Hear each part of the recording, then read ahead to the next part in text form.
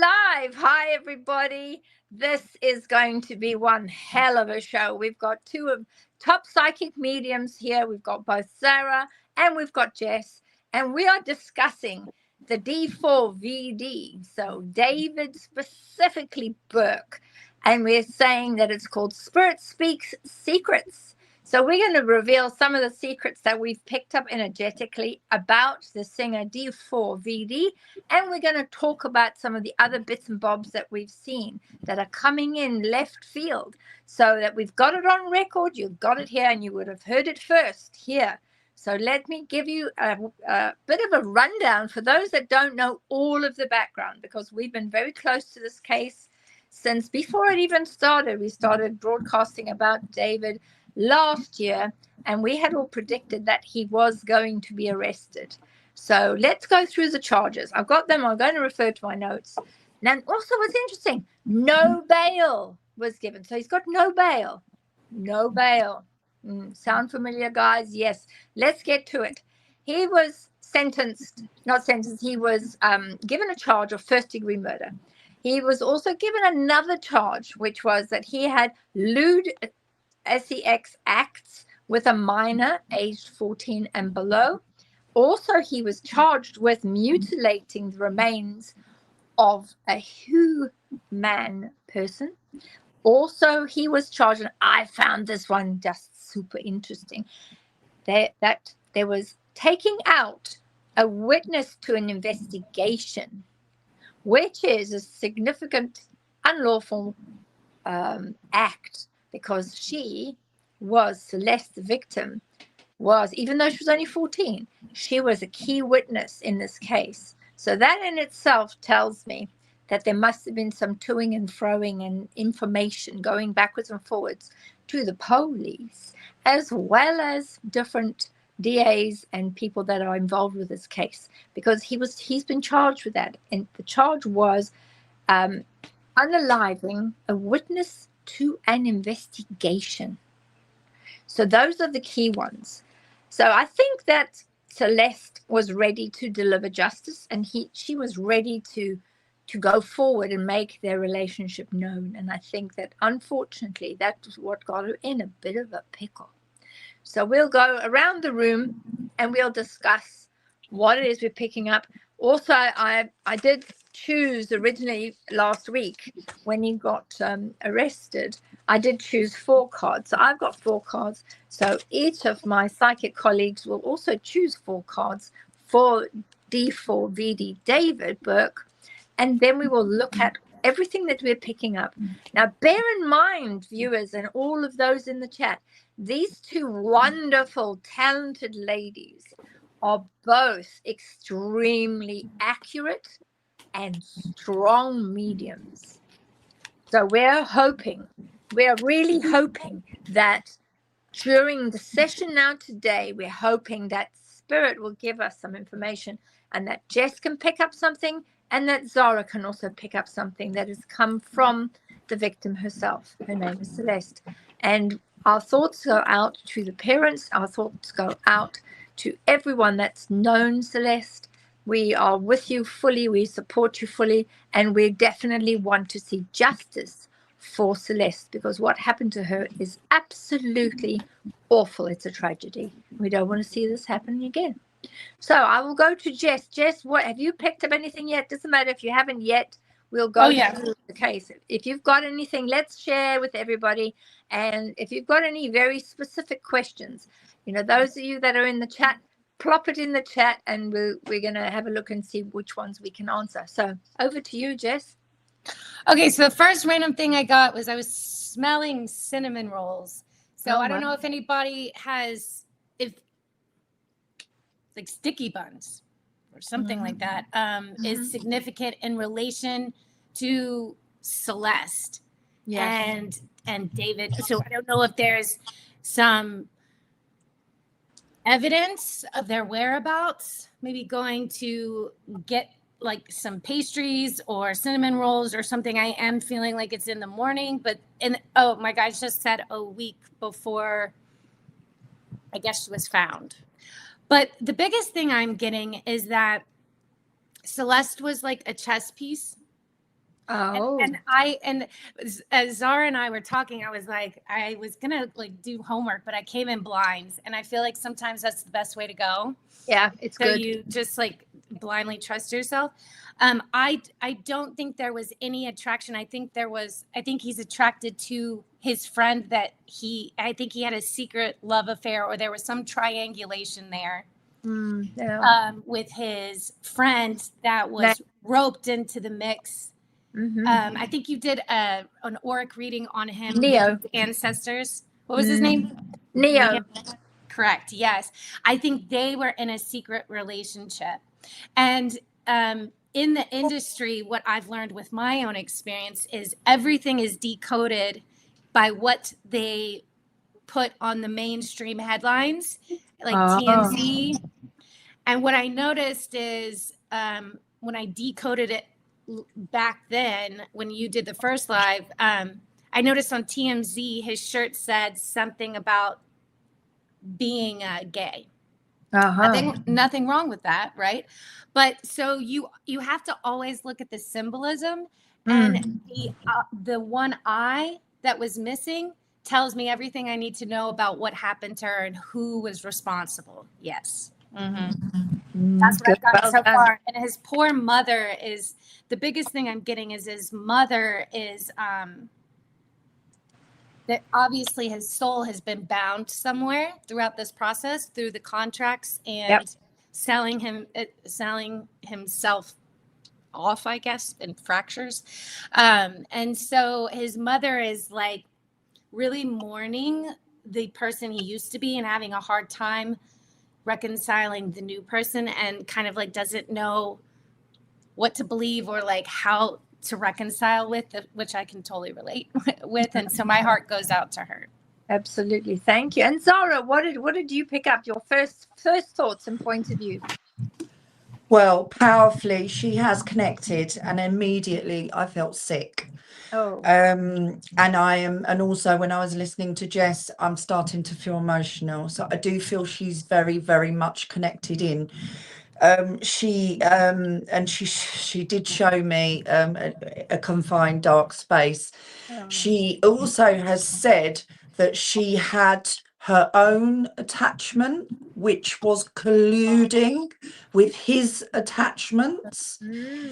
And so as much as she wanted to separate from him and pull away, her own attachments was pulled her straight back in to unify with his attachments.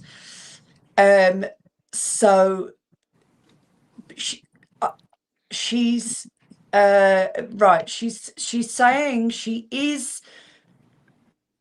working with a member of, well, she just said the team, to try and help with the investigation. Okay. So she is working spirit side to pull in what she can and put that in their path. There's a male, and she's showing me grey-haired male that is on the team who is working on the investigation. She is very much giving me an angst feeling, although on one side she is okay, but she is also feeling very intent on helping with this investigation. She's very invested. She's not separated from it. She is very much invested, trying to influence the direction in which it's being taken, so that it will help with the investigation. And she's suggesting that she is feeding her love energy to her mother and family and those that are closest to her and those that miss her the most. But she's very much, she's a powerful, I can feel she is a powerful being in spirit, definitely very powerful. Oh, it's good, that she's she realizes that it's time now for all these lies and the deceit and all these aspects that they were able to get away with. It's good that this is now time to come out. And of course, it's time for some of the degrees that these individuals go through before they become famous stars, particularly like the Rainbow Room or taking part in unaliving unsuspecting youngsters. All of that is part of that cycle to make somebody famous, because you know what? You've got to pay the piper. So this is now going to start coming out. I'm so pleased that she was able to connect and talk about, you know, what she feels. The other aspect, I think, is when I went through, because the coroner initially was really peed off because the authorities would not allow the coroner's report to come out. Luckily, the coroner's report is now available online. Anybody can go and view it. So in psychic investigation fact, I went and had a look. So it is, I will say, anybody who's going to look up the coroner's report, it's very detailed, very detailed. If you get upset easily by these sort of things, do not read it. It is really in your face detailed.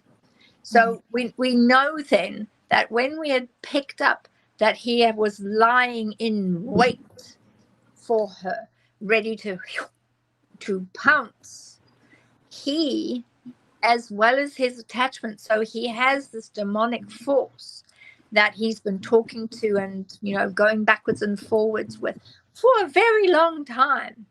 And the need was, this demonic force was asking for a particular type of innocent soul. And the innocent soul is the Celeste being, is her. She was the innocent soul that was taken. But he lay in wait for her with a sharp object. And as we know, that when we're working on other cases, the stabbing action is a very personal one. And there were multiple stab entry points into her small torso. So that is very definitely either a crime of passion or a crime between two lovers or a crime because he was afraid. And I think in time we will see that the prosecution will understand that the motive was for him to remain famous and for him to retain all of the money that he was making.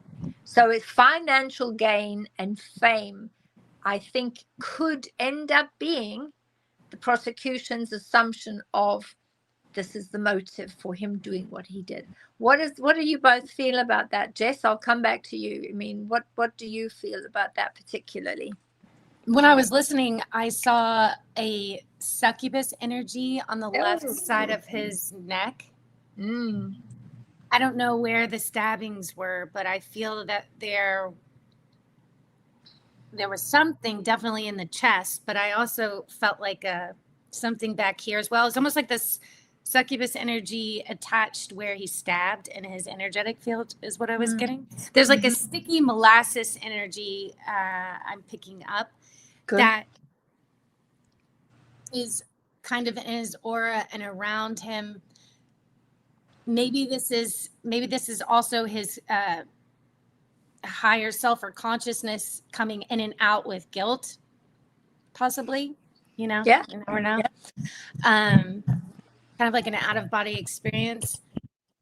But I'm definitely feeling it was for financial gain and a feeling of I have to do this, like a dissociation, and that's where the succubus is like kind of attached, or maybe you would call this a djinn. I'm just getting used to this kind of reading this kind of stuff because of my own experiences that I just went through.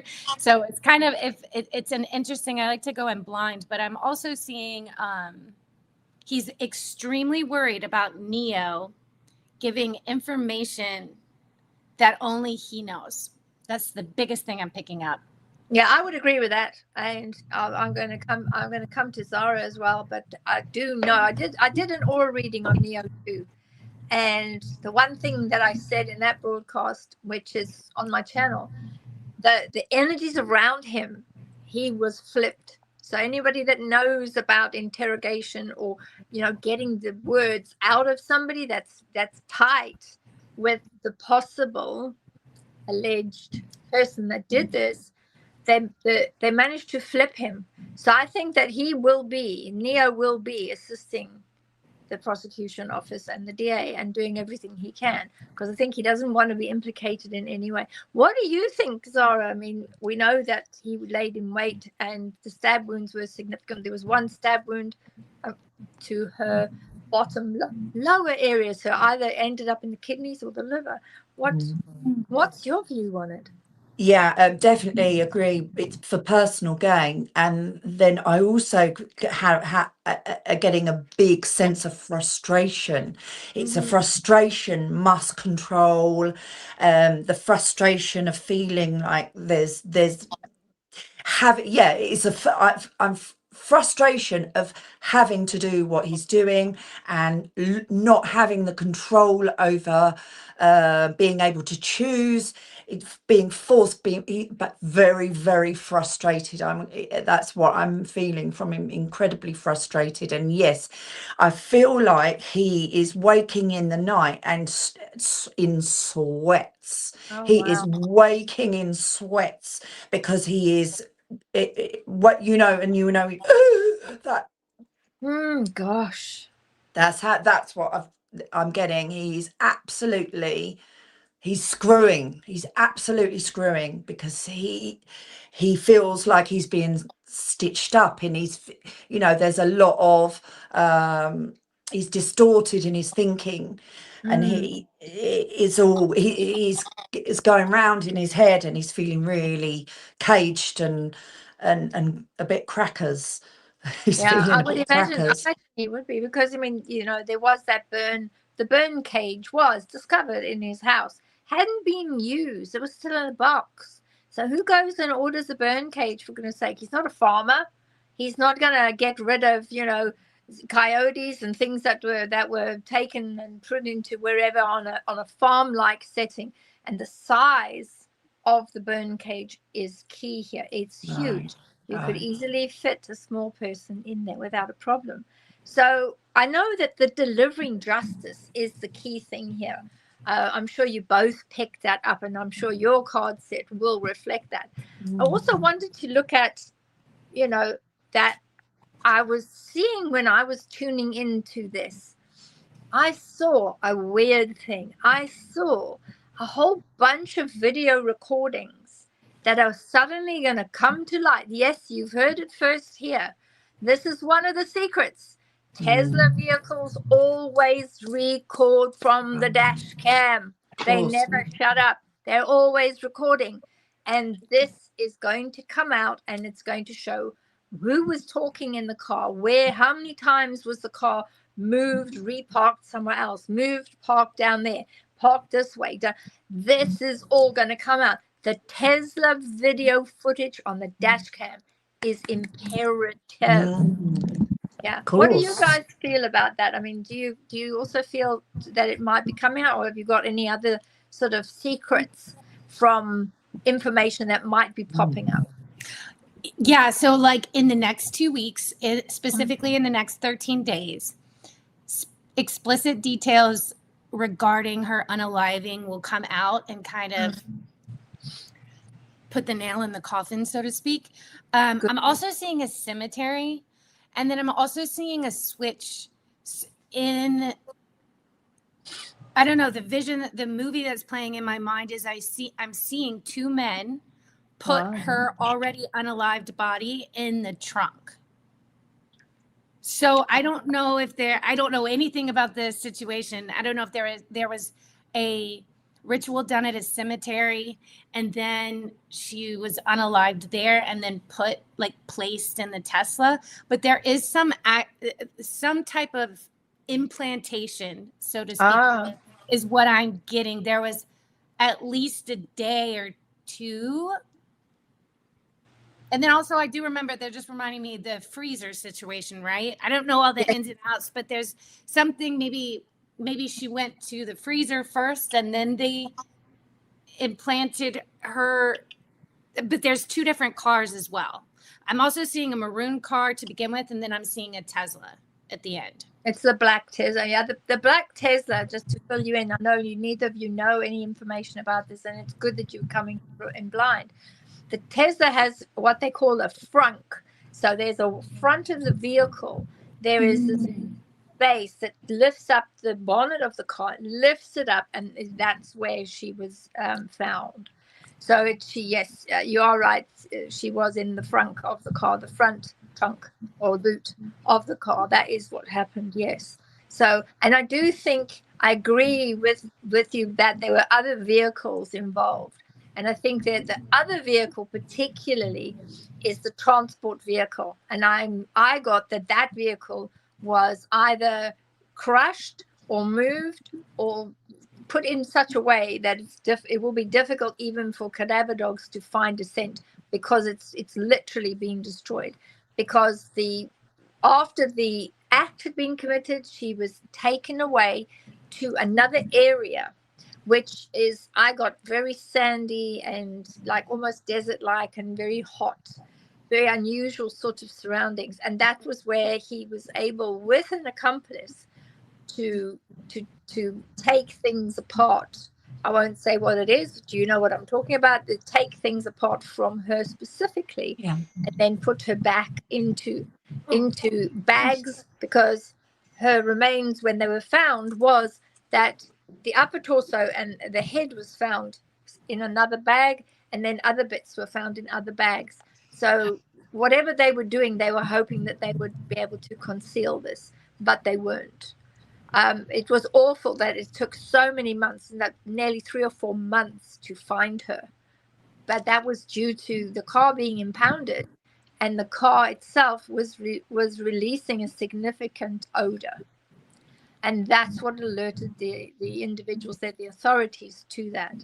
But because they couldn't open it, they had to call the law enforcement to come and open it and be witnesses to whatever was found. Zara, what is your view about, moving remains and things like that? What did you get?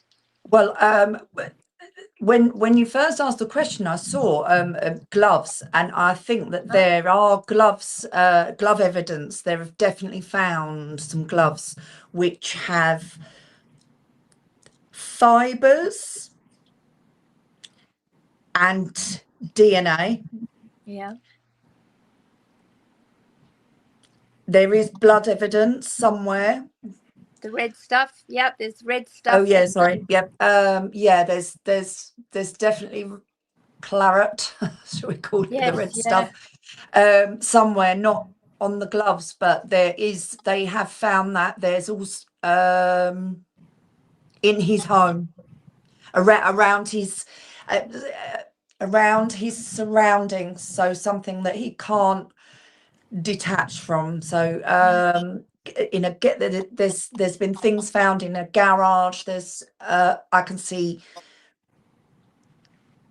I can see an empty-ish modern garage with things that were left in error or in absent-mindedness, and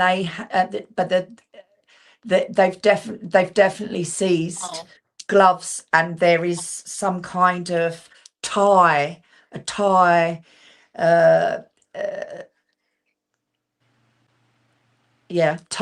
like is it like that plasticky nylon rope type thing? Yeah, okay. I think something a bit like that I can see. Yeah, I think that's a good point, because in order to be able to post-mortem, to be able to just take pieces off that particular individual, they would have had to have secured some other items in order to be able to effectively do what is necessary. So that they felt this was the only way that they could get away with this. And I do think, and you can both tell me whether you agree with me, I feel when I looked at him, there's this energy on the side where there's somebody else, not the attachment, so not the demon that walks with him. It's another person in human form, as a person that was helping him, giving him ideas. Yeah. Once the attachment, I see that. Once the attachment moved away and he looked, he thought, oh my agony aunt, what have I done? Yeah. What did I just do? Yeah. It's a case of, oh, sherbet, I'm going to be in a whole world of trouble. This is just a mess right now. What the hell am I going to do? And that's when he started to call in favors from individuals. So I think he's going to find it a bit difficult, because I think Neo has been given immunity. I feel that very strongly. I think I think Neo has a soft place for him, but he is definitely realizing that this is his his last meal ticket out kind of thing, like to do the right thing. And unfortunately, I do see that there's going to be some twist in the verdict where people are going to be quite outraged that he gets lesser charges. I'm only seeing like maybe 2 charges. It's kind of like P. Diddy, kind of like where you're like, what? How?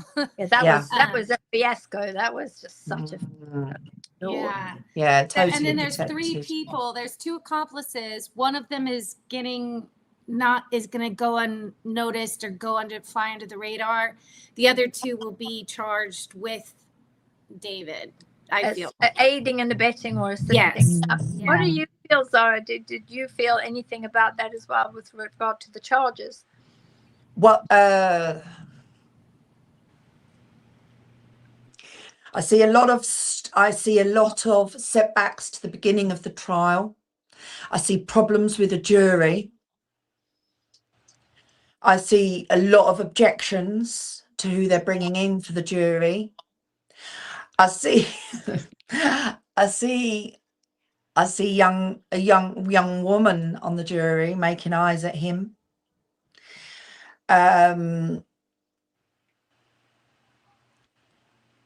I do. Yeah. What else is there? I definitely, when you said that there was he's got backup 100%. First of all, I saw his attachment black, filthy black, big as well, big, not just little, but quite a filthy black thing. And then without a shadow of a doubt, he's got backup. He's got someone assisting him.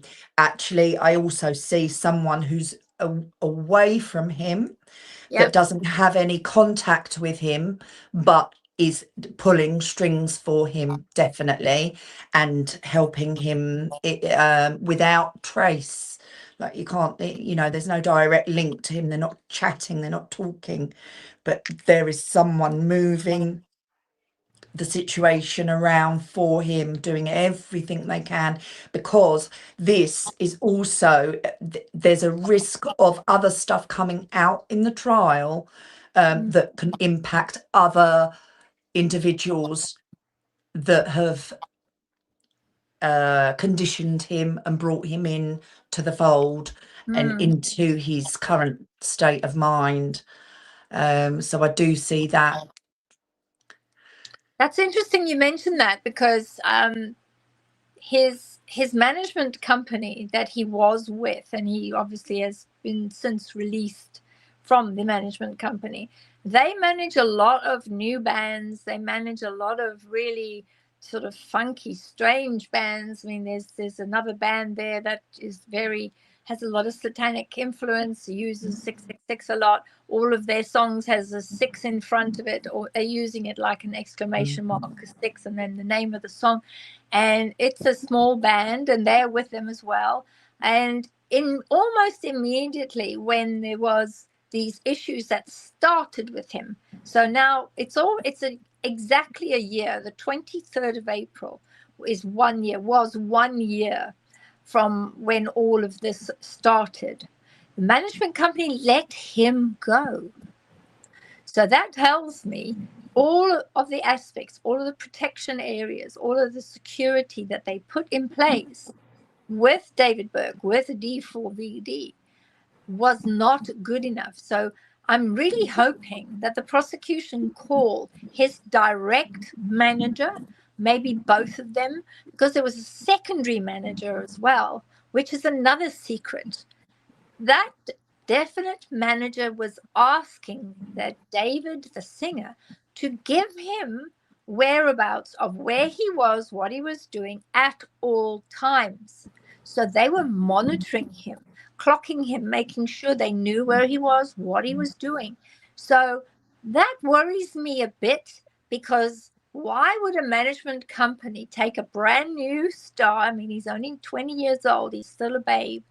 Why would they take a 20-year-old star and start putting the mockers on him and start, making sure that they know where he is, trace his phone, make sure they can trace his car? Why would they do that? They also, I'm saying this categorically, another secret is going to be spoken. Take my word for it. The management company knew. Yeah. That. Yeah, I'm getting there very thick in it, up And to their necks in it too. You know how the date 23 skull and bones. Mm-hmm. You can always decode it back to the date as well. Yeah, they're going to put it in times, dates, say exactly. this was 33 miles from such and such. Exactly. It's all coding. Yep. And I feel that David is talking the person that's kind of at a distance where you can't trace how they're talking back to one another, is through lyrics and music. Yeah. That's what I think.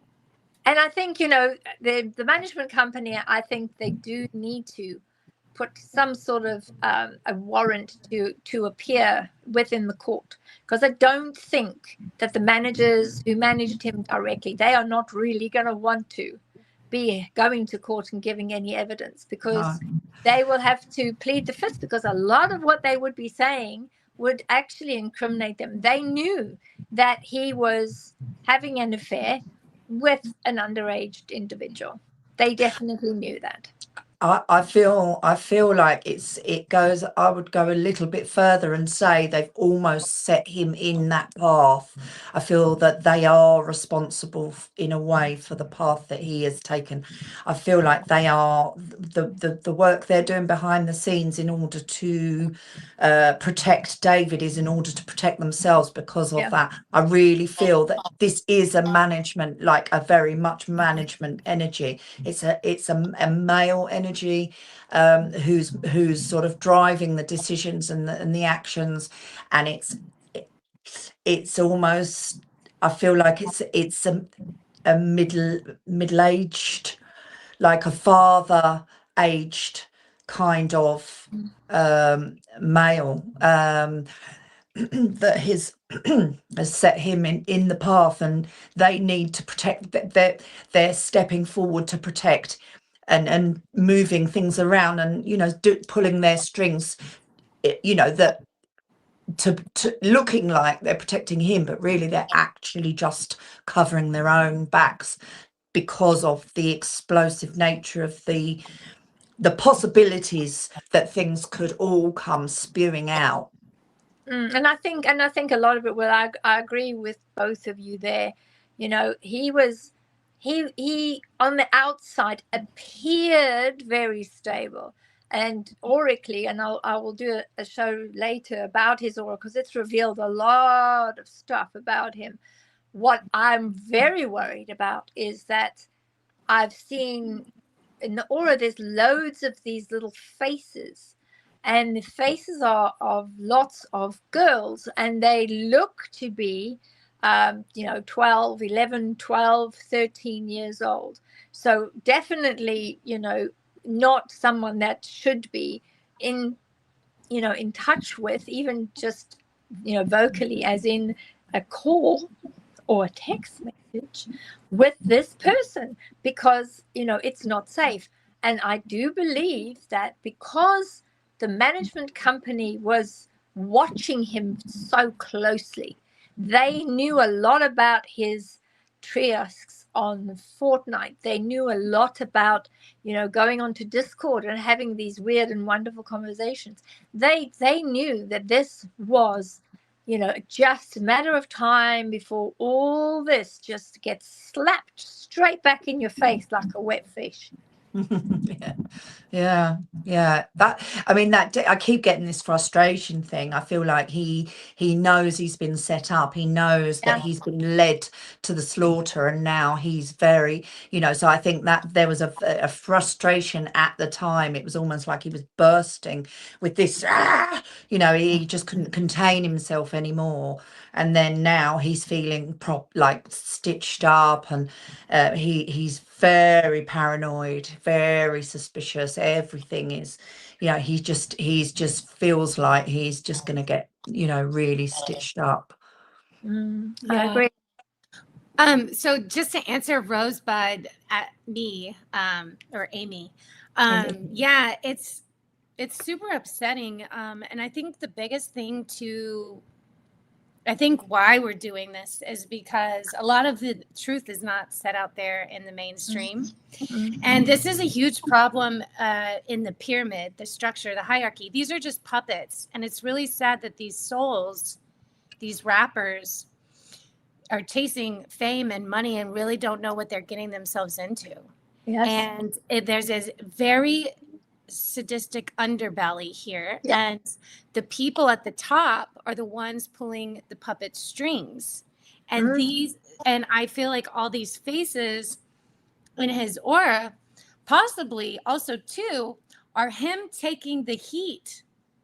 He's the scapegoat. He's the lowest guy on the totem pole that they could, or totem pole bowl. I don't know why. Maybe a bowl is significant. I've been doing that like all week. Like Freudian slips. Yeah, like I will go to say one thing and then I know I'm channeling something else. So a bowl is significant there. But yeah, I mean, no surprise there with a rapper. But could also be, you know, if you're talking about a ball, there is such a thing as an eye ball. So that may be why Spirit is tripping you up on that, because there is that one of the eyes has not been found. So someone saved it. Someone saved it for sure. Someone's got it. Yeah. There we go. It's like a trophy or a prize. Yes, it's trophy, definitely a trophy. It's pickled in formaldehyde somewhere. That's what I'm getting. Gross. Just to add to that for Rosebud, Amy, I think it is really helpful, especially in today's times with all this chaos and genocide and all the rest of it, all these problems that and crimes, death, all of that. As much as you are able to empathize, which is what you're experiencing now, and you're describing, how are you switching off, how are you doing that, because all you're feeling right now is that oh my God, it's hurtful, it's because you're empathizing. That's what you're doing, is you're more than likely have a high ability to empathize. Now empathic people are also able to switch off. They are also able to become that detached, dispassionate person in the same way, although with a psychopath they're not able to feel empathy, whereas an empath or empathic person is able to feel empathy, but it's also able to switch it off. So it's something that you can practice, and it's not that you don't care, it's just that and I mean, I worked in the court systems, and I had to learn how to do that, and you have to switch off. You have to do that, and it's very similar in this same situation. You are switching off your emotions, so so you are switching off your empathy, and that is how you're able to hear it, isn't it? Listen, and I mean, sometimes if you're connecting with spirit, your emotions overtake you, and you feel the emotions of that soul. But yeah, it's just that's basically how you do it. So anyone involved in crime, police officer. I mean, it's very, very difficult sometimes. And when doctors you're too. You know, doctors too. right, Doctors are taught this. right, Doctors are taught this. Nurses are taught this. yep, yep. Because after all, they are the clinician, and they are the ones that need to deal with very sick people. I mean, I worked in hospitals for way over 10 years in the NHS, and there would be things coming in all the time, and aspects that, you know, we had to make sure was dealt with correctly. But you could not take on what the parents or the person or the whoever it was that were the caregivers, you could not take on whatever it was that you saw in front of you. And that's key here. That is not our sole contract. Our sole contract for us in the work that we've chosen to do in service to humankind, we need to stay focused. We need to look and investigate. We need to understand what is happening, where it fits, and how it fits. And we need to stay logical. We need to open up to a degree, see what we're getting, come back into ourselves, and then cleanse, clear, close. Yeah. Close that energy body so that we can go back to being ourselves again. And this is what we're doing, is we're going through this in a psychic investigation, looking at what is spirit saying, what is the victim saying, what did happen on that day through remote viewing, having a look at what else was there, so that we can say, look, this is what we've done. We've tried our best. These are the bits of information we've got. And any secrets that we have, get them out there, get them live on air so that we can share it with everyone, so that when it comes up, we can all put pressure on. We can put pressure on the police department. We can put pressure on the district attorney's department and say, hang on a minute, have you looked at this? Have you looked at that? Because we, three of us, are picking up very similar vibrations and very similar frequencies about this awful case. And we all want justice for Celeste. Yeah. We all want. I just felt 3 muscle spasms right here. Was she stabbed right here at all? It didn't say anything about that. It was, I know there was one definitely in the chest. Then there was a couple of other minor ones, but then there was a really big ones that went right through to liver and I think it was liver and kidneys. It was a very, very big one there. But yeah, it could also be some of the activity post-mortem. But if we remember, the remains will tell the story. What is happening post-mortem is post-mortem. But generally what is saved within the husk, this is our husk, the body, that's the husk. What is within the husk will tell the whole story. And I'm sure that when it gets to trial, when the man that wrote the report, the coroner himself, I think that he is definitely going to have a lot to say on the stand for sure. Yeah, I just got it. So normally when I went to, so I'll give a little hack here too. So normally when I was in nursing school, I was that complaining nursing student that was such an aggravation, because every day I didn't realize every time I was connecting with my patients and touching them, because my hands are like antennas, I was taking on their pains and ailments. So every day I had a whole new slew of things. I was like, oh, I think I have sciatica today. And everyone was just like rolling their eyes. But I was actually feeling their pain. And I was like, and when I go home, it was like, poof. And I was like, what is the deal, man? And so once I started learning about, oh, you're a natural medical medium, I would go into my mind and turn down empathy. And you can even ask your guides, hey, show me like a mouse click, like point to the area of the body, or say it in my ear, give me a lightning bolt. You can turn down those knobs, turn down the volume. And like, I was so annoyed. I told my guys, I was like, I don't want to hear anything in my inner ear, please. I got enough going on in the hospital, like people tell me what to do. Yeah. Like, I need silence. And so they would come up and give me subtitles, like almost on TV. And then I couldn't read it fast enough. And I was like, all right, touche. But you can totally, You can Sure. totally ask or request. And Yeah. if you're like me, I don't like spirit coming to me at night when I'm trying to wind down. So Yeah. I just designate in the early morning from like, you know, when I'm already, my nervous system is calm and I've had a good night's rest. I say, oh, you can come in like an hour before I'm about waking, where I'm like in this peaceful, like just waking for the day kind of sleep. So yeah, you get to be in control in the driver's seat. Yeah, and I think that's the thing. I just noticed Rosebud says that she's a retired social worker, so she very much used that in her role. So yeah, you know all about it. And also, I think with the whole thing, you find people do use black humor as well. That's something that people use. We used it quite a bit in the court service, and of course anybody might hear something. And I remember my friend's brother is a funeral director, and I said, how long you been there? He said, oh, I've been there ages. I said, oh, how'd you get on? I said, how do you cope with it all? Because that's something I probably wouldn't be able to do. But I said, I bet you use a lot of black humor. He said, yeah, we do.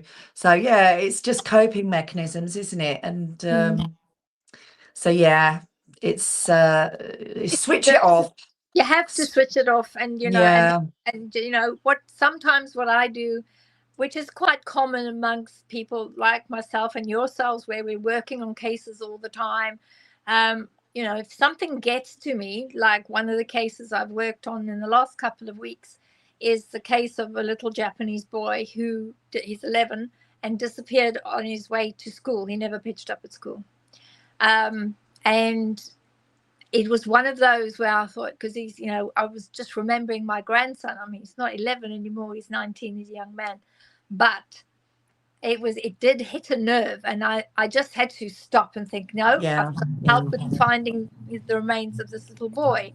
And I thought, no, I can't allow myself to get upset, because he has, you know, this short black hair. He's this pretty little boy. He looked a lot like my grandson. I just thought, that's no, the hardest, it's isn't it? horrible. When and it's one of your own and the ages or the similarities, that is the hardest time. Very hard. So I had to schedule time. I said to myself,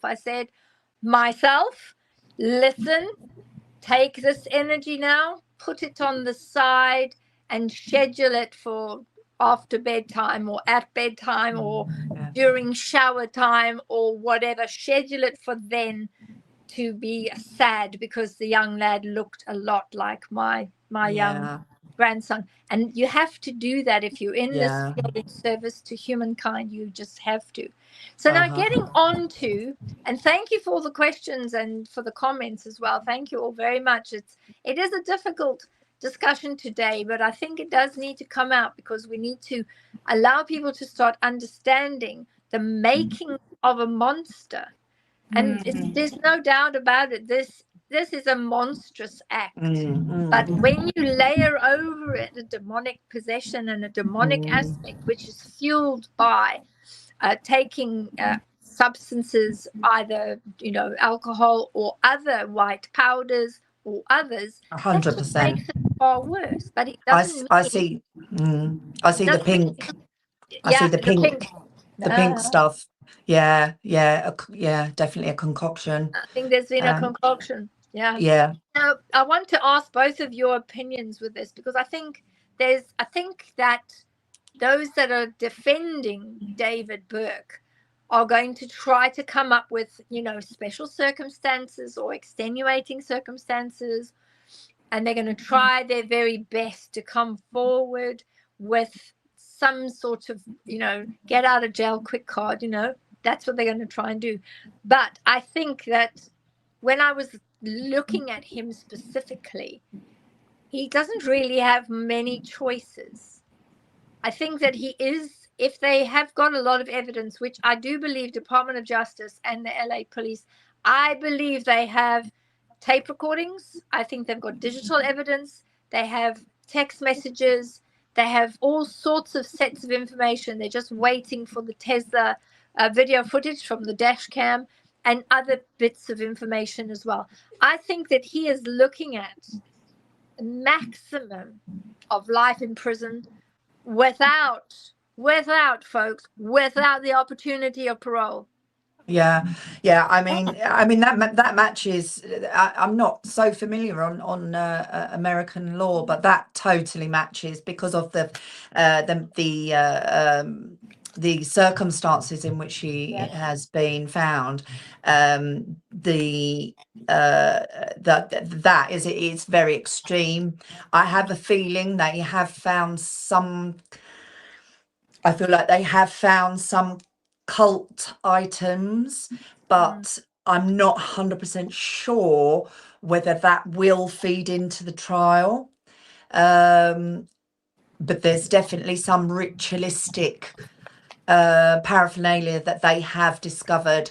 I can see an altar for him. So I do see that he has got so yeah, there's definitely some ritualistic things, but this is where actually I'm feeling that the management company are trying to protect, because I think they have introduced that they're very much involved. There's a network there that they are that's where they're trying to get things out, and there'll be an absolute bun fight in the courtroom to make certain items inadmissible. Yeah, I think it's true. I was very interested when I went onto the document. There is a document that states these 4 or 5 charges, and what I thought was quite incredible is that they've put it up as murder charge, but they didn't say anything more about that. Now, sometimes they'll put something like culpable homicide, or they will come up with all sort of other flaky terms.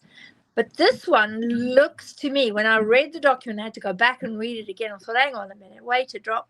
This says first degree murder, which means that it was plotted, it was planned, and he had time to decide. If that is found to be correct, and if he is eventually found guilty based on what the prosecution has as evidence, then I track that back to the DOJ, Department of Justice, and that says the maximum is life imprisonment without any opportunity of parole. The other thing I must say, which I think Spirit is trying very, very hard to get, and that is they're hoping to get the unalive penalty. It begins with a D and ends with TH. They're trying to push for that penalty because they want the public are up in arms about this particular event, and also the circumstances around it are heinous, a heinous crime. So that is not on the table at the moment. But part of the secret there is Spirit is saying we're pushing for the unalived sentence, that a life for a life, as it says in the Bible. So that's coming up as well. I don't know whether that will come out. It might, but at the moment, the only charge on the table, possibly if he's found guilty, because obviously now he's still assumed to be innocent until found guilty, right, until when they choose the various, the jurors. But that's not on the case. It's not on the docket. It hasn't been given. I think it's got a docket, but I think there's a lot pushing for an immediate indictment. So we've got a lot of moving parts here with this case, guys. There's a lot happening, and it's happening literally day by day. Sunday will be restful, but I think they're going to push to try and get this case heard as quickly as possible. What did you both get? Jess, what do your cards say? What did you pull? And then Sarah, I'll come to you. So the bowl, and it can have, I normally get like layers, double entendres and double meaning with my symbolism. But whenever I said bowl, I instantly saw like a chalice. And then I don't know if this is used in sacrificial rituals, drinking out of the victim's blood out of a certain container or chalice. Is it called a chalice? Something like that. I just heard chalice.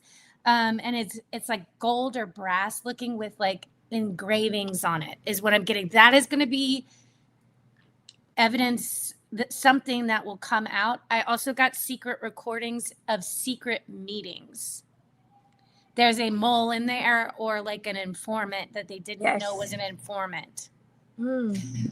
And as you know, informants can't, when they can't testify. When they're called into the courtroom, they can't they have to give over the information, and they will have to testify against the person on trial, is what I'm getting.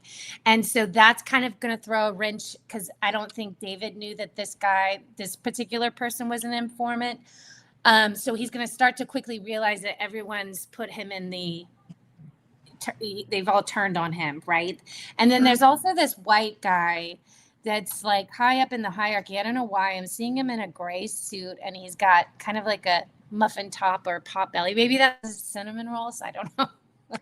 Symbolism. Yeah, it could be. But he feels like this man, he can go to him for some type of mentoring or getting around obstacles. This person also, it's almost like he's the sacrificial lamb now too. But the interesting part that I'm getting is that I'm seeing that they're going to try and get people to be outraged and want the death penalty. But I'm seeing it's kind of going to turn out, I don't know why, but I'm seeing a possible timeline is that he gets away from a missed opportunity. Something is like deemed, one of the pieces of evidence or proof is like going to be deemed inadmissible for some reason after the fact, after it's presented. I don't know why that's coming through. That's going to throw a wrench in some type of system. That's possible, because I think we won't be heading into discovery soon.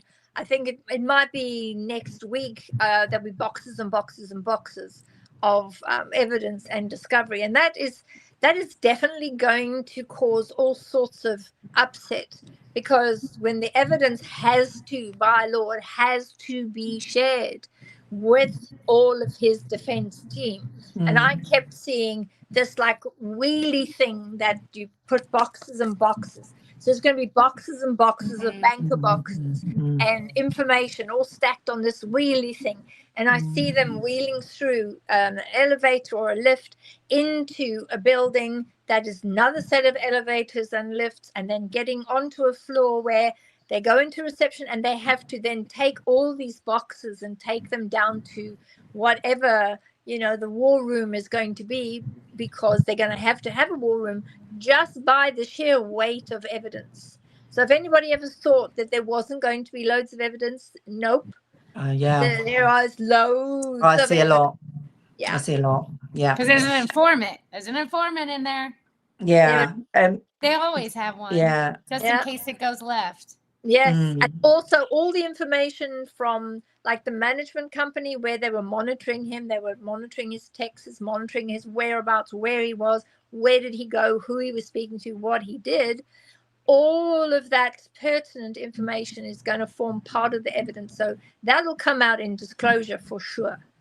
But I think that a lot of this at the moment, this life without possibility of parole, that's the only aspect that, depending on how strong the evidence is, that is the only aspect that will come up for him. So he might be able to have some sort of plea bargain with the prosecutors if he decides to, change his plea.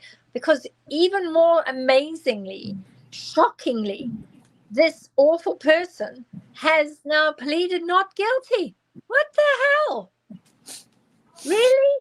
Yeah, I also saw something with August and the number 8. It's like also going to line up with August. We'll find, because he's trying to gun for, no pun intended, he's trying to gun for abundance in this sacrifice and whatever this was. But there's something coming in August, I feel, as well, that's very significant. You'll be able to decode more in the headlines, but there's something significant. 8 keeps popping out at me as well. I see Wench 83 says, do you think evidence will be lost? I do see evidence being set aside because of they'll be wanting to keep the more of the ritualistic side out because of they don't want it to be too fantastical. They might I think I'm feeling that they'll just interesting. Did you say about the cards? Because interestingly I have actually got the Four of Cups and lack of risk, and I do feel that that's feeding into the prosecution will be looking very carefully at what they put in and how they present that, because I think they don't really want to enter into the satanic panic style and get too fantastical on it. So I think they might just sidestep some of the more ritualistic stuff. Shall I go on with my cards? Yeah, go on with your cards. Let's see what you picked up, and then we'll yes. move on. Jess has got. What else did you get?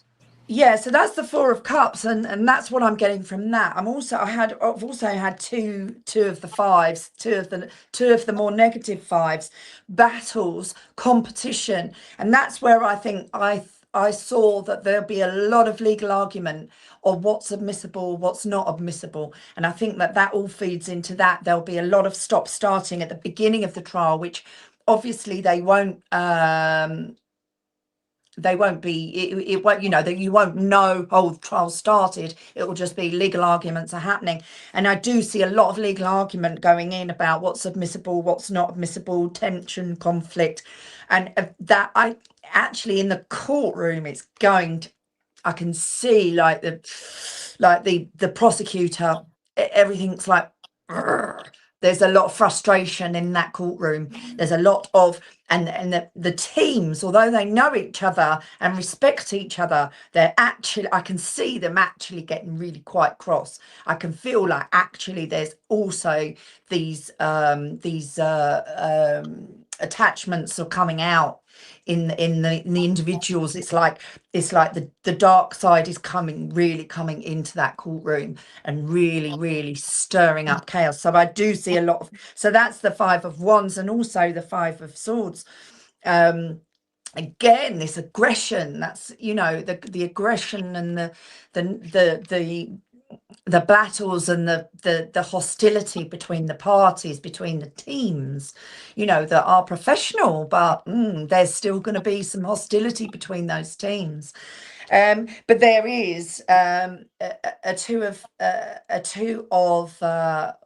wands at the on the end of it. So it does look like the first steps of justice, I think, is going to take place. I think, yeah, there is a balance there. There is, you know, things are sorted for the right path. Good. In the end. So yeah, it's all gonna go ahead in the path of justice. What are the numbers? It's 552, and there's another one. What was the number on that? So the first one was a 4, and then 2 5s and a 2. Yeah. So what does that add up to? That's 10, 7, 10, 14, 16. So that's a 7. So that's a 7. Yeah, equality, duality. So that could also mean 7th month, 7th day. So it could be by the 7th of May next month. If we add all your numbers together, that means 7th of May next month is something very keen, very specific that's going to come out. So let's mentally make a note of the 7th of May. Some of the ones that I got when I was doing it earlier, I added all mine up. It came to a 28. So that's going to be Tuesday next week. There is some sort of major review or some major release that comes out, because I think that recently we've seen there's been a lot of toing and froing in the background and, you know, whispering in the ears, where a lot of the digital evidence to Department of Justice and the prosecution, they have found a lot of images that, based on the scale, because we all know there's a scale of images of young people, CY children and young people, there's a scale, and the scale that of images that he personally has on a lot of his devices is significant. So this tells us that even though he's such a young man, he has this unusual proclivity, and he prefers to be accompanied by younger people, younger children. He likes to have young children around him, and he feels superior and he feels above everyone else. But unfortunately, these images that have been uncovered are not the types of images that a young man of 20 should actually have been looking at, or even deciding that this is something that he enjoys looking at. So that's something that's going to be coming out next week. Jess, what cards did you pull? I mean, I asked you both to pull 4 cards. What did your 4 cards say? Oh, I got like all of them, all of the cards. But okay, so I just got a new download. I heard the names Wilbur and O'Brien, and it's connected to our school. There's a teacher involved that was given money for something. I don't know. These could be random clues and names that are connected to the case, or they could be actually connected to the school. I don't know. I just say what I hear, see, feel, taste, that kind of thing. So they're going to try, the prosecution is trying really hard to get this information to come out. The other side is trying to bury it, is what I'm picking up. I also feel like because this summer is full disclosure, that you will see a cataclysm of 2 different timelines. Yeah. So maybe Miss Bev's seen one, because I would trust Miss Bev. She's used to working these trials. I'm seeing maybe that's the timeline Miss Bev is tapping into. And for some reason, it's like I'm picking up that August, it's like there's going to be a lot of twists and turns with new surprises, new informants, new evidence. And then in August, the final gavel, there is some type of justice, but what he is, the sentencing, most people are going to be like, huh? Like there's some element of surprise that I'm picking up on. And then also were there stabbings in the heart? Because I'm feeling like that. It was close to. Those are going to be the wounds. The angles when they're dissected, and like the forensics comes in and it explains like the angle, it will be proved as premeditated is what I'm getting, just how deep and how fast, or the angle, something, all those logistics. And this was the last card, the outcome, the moon in reverse. So all hidden secrets are revealed. And that's the biggest thing, is that this is going to be a case in history where most of the hidden occult things are coming to the surface. That's what they really want to hide, because then it'll give clues to everybody else that are kind of don't know it, that they're implicated, if that makes sense. Well, there's going to be, I agree with you, I even got the judgment card too. And this one here for me, this was this one. And it said judgment is close to the heart and truth, but it has separated us from love. So that tells me that the David entity person with this demon that he has with him was separated from the capability or ability to be able to love because of who he is and what he was. And it says here, release the shackles, drop their expectations, and be grateful for what it is and where you are. So that was this one here, which says that, he's going to have to grow from this. But it is actually in his soul contract, because when I was looking through his energy, because obviously with the Akashic records, you can't go up to the Akashic records without the permission of the person that you're looking for. So obviously I've had no direct connection with David Burke, but so I couldn't go and look at that. What I could do is I could ask for the energies around his aura. What is there within the aura? What is the soul contract that this young lad has signed? He's only 20. He's only starting his life, and yet this is what is potentially, allegedly, has happened.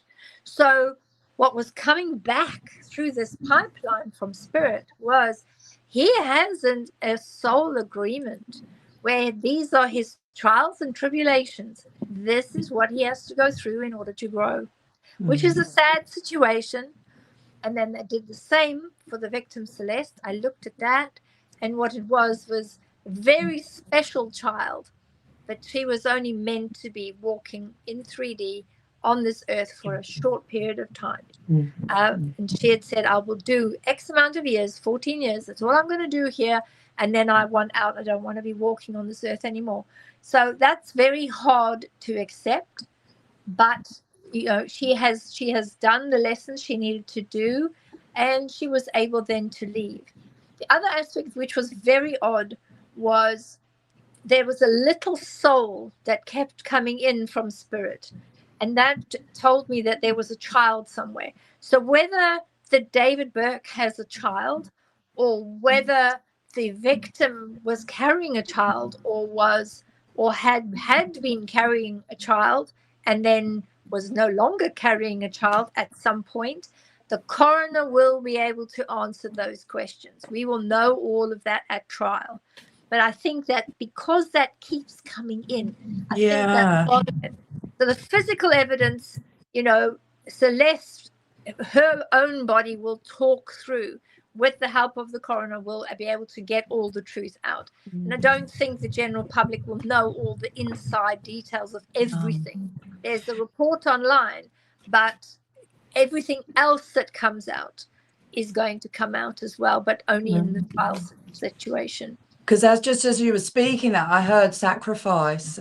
Oh, yeah. So I think that a small child, there was a sacrifice, a part of the element of it. Well, this is not common, you know. I think that Spirit has been quite defined about this, and that is that, you know, he had already made his agreements. He had gone through the rainbow room, come out the other side, and he was ready to pay the piper, so to speak. And people, that's what's going to happen with this young man. He is going to pay the piper. And, you know, unless he can really fight the charges, and there's quite a few of them. I mean, the one that I know for a fact he won't be able to, if they do find smoking gun, and I will say no smoking gun has been found yet. So in other words, a smoking gun would be irrefutable evidence. So a piece of evidence that says, yep, this is him, he did this, would have to be the smoking gun. So that could be like a text between him and Celeste saying, well, you're not going to out us and our relationship. Don't go doing this because it's dangerous, because, you know, there was a whole bunch of arguments happening before he asked her to come to the mansion. Let's bear in mind, that mansion was a rented mansion. That mansion has now been taken over by the owner. The owner's cleansed it, cleared it, moved stuff, changed it, did whatever he needed to do. So a lot of that evidence trail is long gone because he's taken his property back. Same with the Tesla too. So all of that then becomes very difficult to prove. Plus, when someone's remains are as old as the ones that they were over 4 or 5 months old when it came to light, a lot of that evidence had been degraded. And I think that everyone was hoping that it would be so far gone that there would be insufficient evidence found to be able to gain a conviction. So that's part of it. But the one, I think there's one here in those charges that I find very interesting, and that was the mutilating remains of a human entity. And if there is some form of smoking gun or evidence, that's the one charge that is going to be very difficult. If they can place David at the scene, of, you know, removing key parts of the individual and then putting them in bags and putting them back in the front of the Tesla, if they can place him there, then at least 1 or 2 of the key charges will stick, i.e. the other one would be is unaliving a witness to an investigation.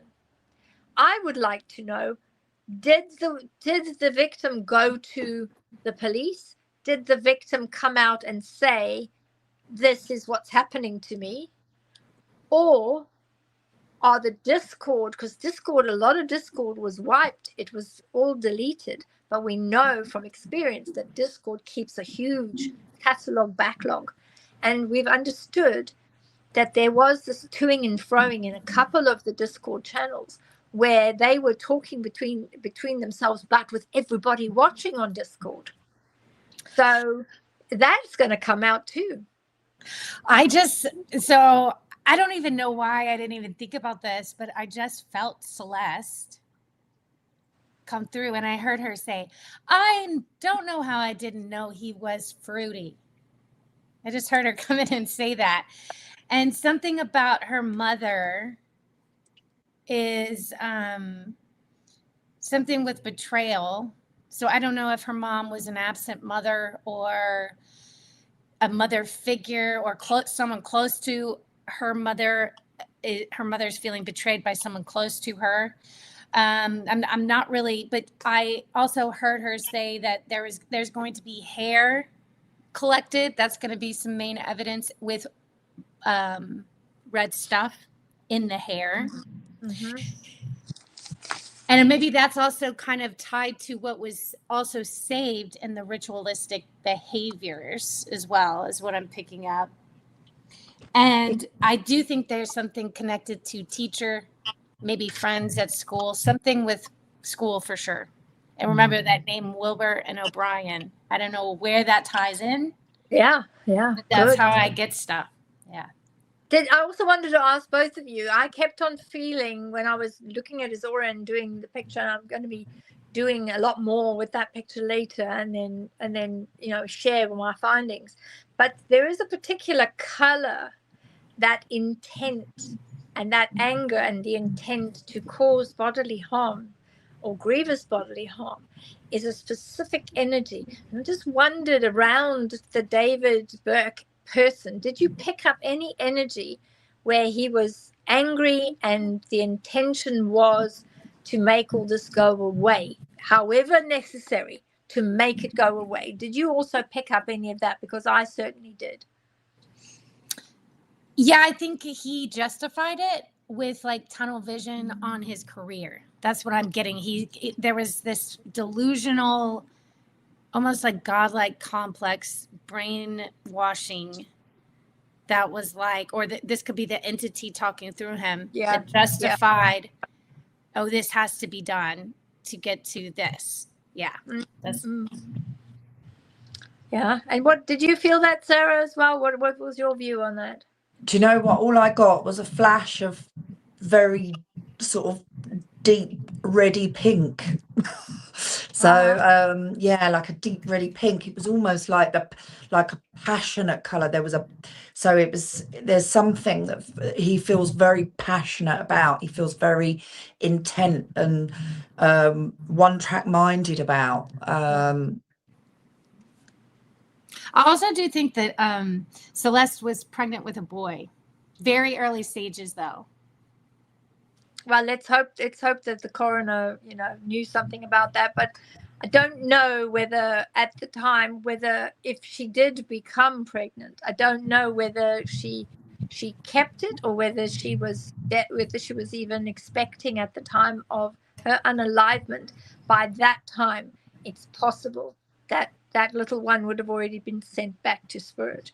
But we're hoping that the coroner's report will have a lot more detailed information. I did also get the ugly act of the slaughter, but then I got here is that there is a sacred shift and that justice will be done in the end. And that is because the world's energies of all people are saying, we had the whole Diddy debacle. We had the O.J. Simpson debacle. We had all these so-called famous people doing these terrible things to folks.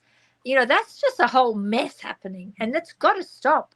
And I think that people will start by, standing up and saying, There's no more hiding now. We deserve to know the truth. We deserve to know what's going on in these very famous people. What on earth are they doing? You know, we all know. We know. Yeah. Nobody can sell their soul. That doesn't exist. You can't sell your soul. It's not possible. But what you can do is you can agree with the demon that's been assigned to you to do whatever the demon wants you to do. And in order partake to in be famous. actions.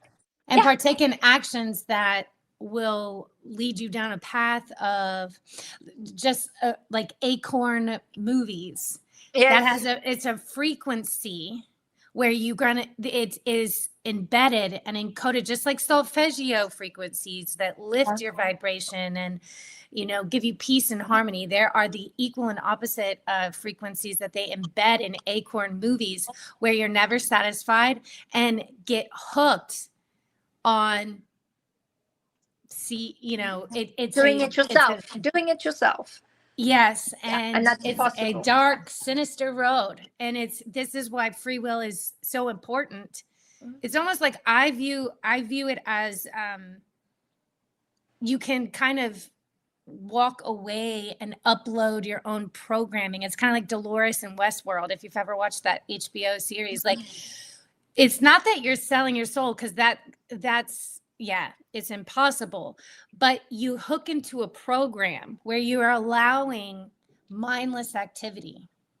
That's what you're kind of giving up the free will and not taking accountability and things like that. And so that's why I just think it's so important that staying unpredictable in your own world, and like each and every day, keeping your mind agile and picking something that kind of makes you grow outside of your box artistically, where you slow down and you're not on the rat race worried about money. They want you too distracted to where you're not open to your own insight and connected to source. And like, you are the magnetism, you are the abundance.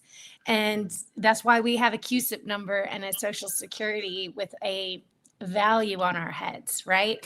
And so it's waking up to that. And it's when we give our energy to these celebrities, I just find, it's just these celebrities are making idiotic decisions for sure. It's very well. And in closing, part of the secrets that we've revealed a couple of really key aspects. So we know that those will be going forward. And we know that next week, the 28th is key. And then we've also got another key date, which is the one that Sarah came up with in May. We think that those are the two dates for something. It's definitely going to be happening. We also know that the energies around David, the D4vd singer, will become more and more distorted and unreliable. It is possible that there might be enough evidence with him that he could potentially, if there is a lot of evidence proving that he is the perpetrator, it is possible that the defense might go for diminished responsibility. So, or something similar. Depends on how much evidence the state can come up with. Yeah, when you were talking earlier about the I can't actually remember what you were saying, but that was coming straight in. Diminished responsibility. I think I do believe that they're going to angle for that, and that will help them hide the ritual stuff. Yeah, well, we know they're going to try to hide that, but I think that they're going to push for the fact that, his belief system around money and belief system around, that he was this great, fantastic artist and could do no wrong, and that he was holier than thou and could do whatever he wanted. Remember, he will also hide behind his own Christianity, because what he did do is a couple of his girlfriends before, I got that he was acting in a savior capacity, saying, become a Christian, come with me, come to church, come and let me show you what being a Christian is like. But the two don't match. If you look at his Christian side and you look at the other side, the two sides, you look at his merchandise that has got spattered, red stuff spattered all over it with handprints on it. If you watch some of his videos, they're very disturbing. And there is a level of feeling that comes out of the screen where he kind of feels, well, what would it be like to do this in real life? Because a lot of his videos have got very, very violent. The last 2 or 3 of them have been very violent. And when his song dropped, it was literally, he was smiling and smirking and absolutely fine. And that shows you someone who's completely disengaged with their own energy. If he did commit this, then there is an issue here with that demon, because that demon is the one who was able to get into him, take control, and get through and do all these atrocities. So we're going to have to watch, how does he progress? And when it gets too hot to handle with the evidence, is his defense team going to go for, we've got a problem with him, he's doing this, he's doing that, and make him not responsible for his own actions? It's going to be a case, I think, that is going to take the media by storm. We're looking at a similar level of O.J. Simpson, and we're looking similar to the Diddy case. There's going to be a lot of psychological profiling.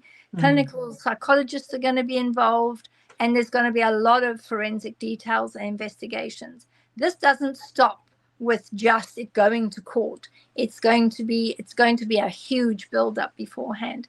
So I'm going to ask for both of you a bit of a summary in what you've picked up and what you feel, so that we can give that as the final for today. But I will tell the audience we're going to be coming back, and next week we'll come back with the next episode of where we think things are going in the D4vd case, where spirit speaks secrets to both of the mediums. And I thank you both for being on the show today. Jess, what is your final closing statement? I think we're going to get a lot of full disclosure in how these dark sacrifices work, and it's going to keep everybody, I would say it's going to make everybody less invested energetically, because this is what this is on a stage. Really, the judicial system is just a stage, and it's harvesting our energy in itself. And so I think it's going to be very pivotal in what it discloses, the secret hidden knowledge that helps people to understand what to stay away from, and how to recognize, traps in their own lives, and just how kind of dark and sinister a lot of the institutional stuff is in our everyday neighborhood can be, how the network works. So I think that will be the biggest takeaway, but I do think Celeste will have justice in the end in some regard. Oh, that's good. And Zara, what's your last final closing statement, please? Yeah, I do see justice coming for her, and I do think I wholly agree with Jess that this is one of it is pivotal. These types of crimes have been committed in the past, but I think that the spotlight on the fact that he is an artist, he is in the public eye, it really is opening up and pulling in the culture and this ritualistic side to what we're hearing is a common thing in the industry. But one just thing I'd like to say is, everybody, thank you everybody for coming and watching last notice, and we are all putting out our content, obviously Beverly Rhodes Official, J Gilly Co, and SRG Soul Guidance. We're all putting out content, so please do subscribe and you'll get the notifications of our content when they come up. And yeah, really looking forward to seeing everybody next week. Oh, good. Yeah. And you're both on a very good friend of mine. You're both on their channel, on the two directors, which is obviously Holly and Roxy, and they have Forever Free TV, which is hosted on Roku. And I know that you both have your own programs on there, and mindfulness and how to deal with leaving a partner or loss of a partner. That's yours, Zara. And Jess is talking about how to deal with getting out of a significant narcissistic relationship. So you're both on the wellness channel on Free TV. So go and catch everyone there. And don't forget, get yourself bookmarked, because we're going to be coming back with more points of view on this show. Enjoy, everyone, and have a great weekend. Thanks for being here. Bye for now.